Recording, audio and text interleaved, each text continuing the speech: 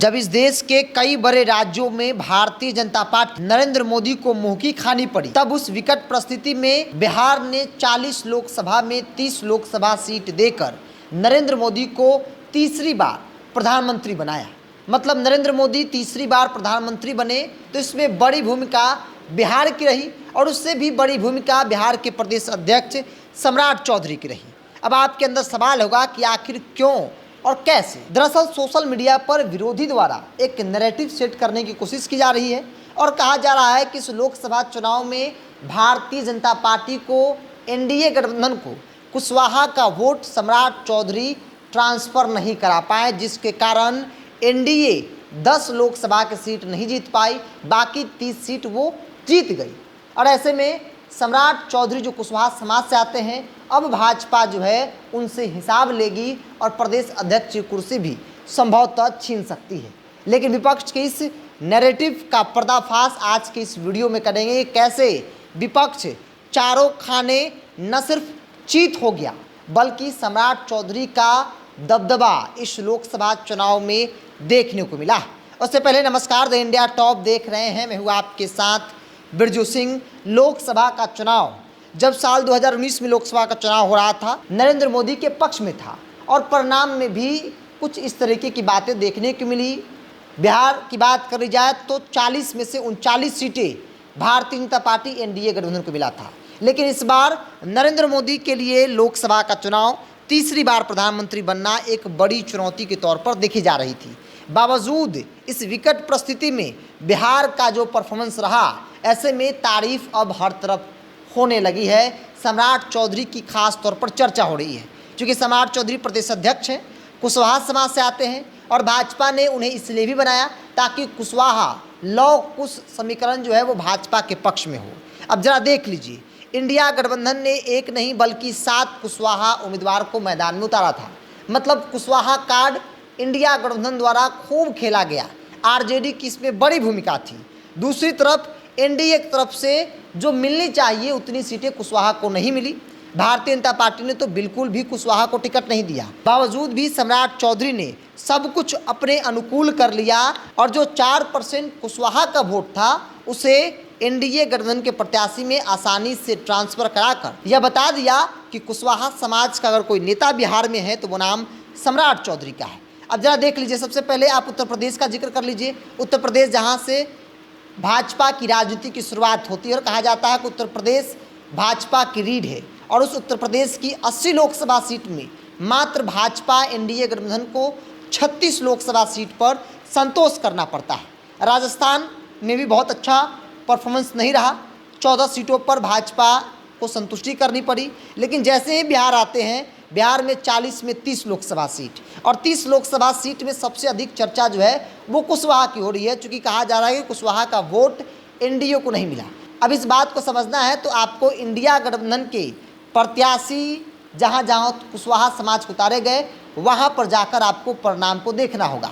2 seat को छोड़ दिया जाए, औरंगाबाद काराकाट, तो बाकी सीटों पर आखिर क्यों कुशवाहा कार्ड लालू यादव का इंडिया गठबंधन का नहीं चल पाया। उजियारपुर में आलोक मेहता इंडिया गठबंधन के प्रत्याशी थे, कुशवाहा समाज से आते हैं और एनडीए की तरफ से नित्यानंद राय थे। यहाँ पर कुशवाहा की अच्छी खासी आबादी है और आलोक मेहता मतलब कुशवाहा कार्ड जो है यहाँ पर फ्लॉप रहा, फेल रहा, चूँकि 60,000 से अधिक वोट से आलोक मेहता चुनाव हार जाते हैं और यहाँ भी सम्राट चौधरी का दबदबा देखने को मिला। इसके बाद आप नवादा आइए, नवादा में विवेक ठाकुर थे एनडीए गठबंधन के प्रत्याशी। दूसरी तरफ श्रवण कुशवाहा को आरजेडी ने उम्मीदवार बनाया था। मतलब कुशवाहा कार्ड यहाँ भी खेला गया और यहाँ पर भी 67,000 से अधिक वोटों से इंडिया गठबंधन की करारी हार होती है। मतलब यहाँ भी कुशवाहा कार्ड पूरी तरीके से फेल। अब आते हैं पटना साहिब, अंशुल अभिजीत को कांग्रेस पार्टी जो कुशवाहा समाज से आते हैं उनको मैदान में उतारा था और यहाँ पे एनडीए के प्रत्याशी रविशंकर प्रसाद ने 1.5 लाख से अधिक वोट से अंशुल अभिजीत को हरा दिया। मतलब यहाँ भी लालू यादव कांग्रेस पार्टी का कुशवाहा प्रयोग फेल रहा और सम्राट चौधरी सफल रहे। अब जरा चलते हैं राधा मोहन सिंह, पूर्वी चंपारण, उनके सामने राजेश कुशवाहा को मैदान में उतारा गया था और राधा मोहन सिंह यानी एनडीए प्रत्याशी ने राजेश कुशवाहा को 88,000 से अधिक वोटों से चुनाव में मात दे दी। मतलब यहाँ भी कुशवाहा कार्ड फेल रहा।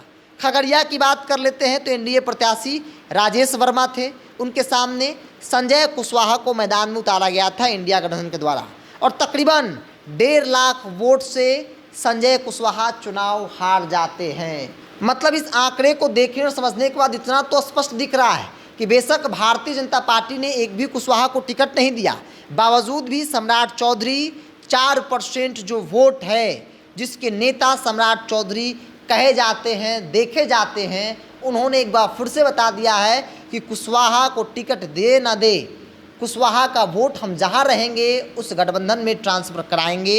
और बखूबी इस जिम्मेदारी को, इस जवाबदेही को उन्होंने इस लोकसभा चुनाव में निभाया है। हालांकि आप कहेंगे कि औरंगाबाद और काराकाट में क्या हुआ, आखिर क्यों सम्राट चौधरी का जलवा जो है नहीं चला? तो यहाँ का कारण बहुत स्पष्ट हर व्यक्ति के दिल और दिमाग में बैठ चुका है कि काराकाट में हार के कारण पवन सिंह थे। चूँकि पवन सिंह चुनावी मैदान में उतरे, जिसके कारण एनडीए गठबंधन का वोट जो है वो बिखर गया, और इसका सीधा फायदा राजा राम सिंह जो कुशवाहा समाज से आते हैं, इंडिया गठबंधन ने प्रत्याशी बनाया था, उनको हुआ। और यही परिस्थिति औरंगाबाद में भी हुई। मतलब सीधे तौर पर अभय कुशवाहा अगर जीते तो जो भाजपा के कैडर थे, जो अपर कास्ट के जो लोग थे, उनकी नाराज़गी सुशील सिंह को लेकर थी, और वो घर से वोट करने के लिए नहीं निकलते हैं। वोट परसेंट भाजपा का कम हो जाता है, जिसके कारण सुशील सिंह की हार हो जाती है और अभय कुशवाहा चुनाव जीत जाते हैं। तो कुल मिलाकर जो नैरेटिव सेट करने की कोशिश की जा रही है सोशल मीडिया पर कि सम्राट चौधरी का क्या होगा, सम्राट चौधरी तो गए, लेकिन सम्राट चौधरी कैसे गए? आंकड़ों को अगर आप देखेंगे, समझेंगे, पढ़ेंगे तो आप पाएंगे कि सम्राट चौधरी गए नहीं, बल्कि उन्होंने एक तीर से कई निशान कर दी। खास तौर पे आरजेडी को यह बता दिया कि आप चाहे कितना भी कुशवाहा को उम्मीदवार बना ले, लेकिन कुशवाहा जाति के लोग इंडिया गठबंधन को वोट नहीं करेंगे। चूँकि सम्राट चौधरी जैसा प्रदेश अध्यक्ष है, सम्राट चौधरी को बड़ी जिम्मेदारी मिली है, तो ऐसे में उनके समाज के लोगों की जवाबदेही है कि इनके जिम्मेदारी को और ज़्यादा बढ़ाया जाए। मतलब कुल मिलाकर सम्राट चौधरी का दबदबा एक बार फिर से देखने को मिला है लोकसभा चुनाव में। बिहार में 40 में से 30 लोकसभा सीट अगर एनडीए गठबंधन को मिली है तो इसमें बड़ी भूमिका कुशवाहा वोटरों की है और सम्राट चौधरी की है। बहरहाल आप क्या सोचते हैं, आपके मन में क्या चल रहा है, आप अपनी राय को कमेंट्स बॉक्स में रखिए। अगर आप मेरे चैनल को यूट्यूब पर देख रहे हैं तो सब्सक्राइब कर लीजिए, फेसबुक पर देखें तो पेज को लाइक और फॉलो कर लीजिए।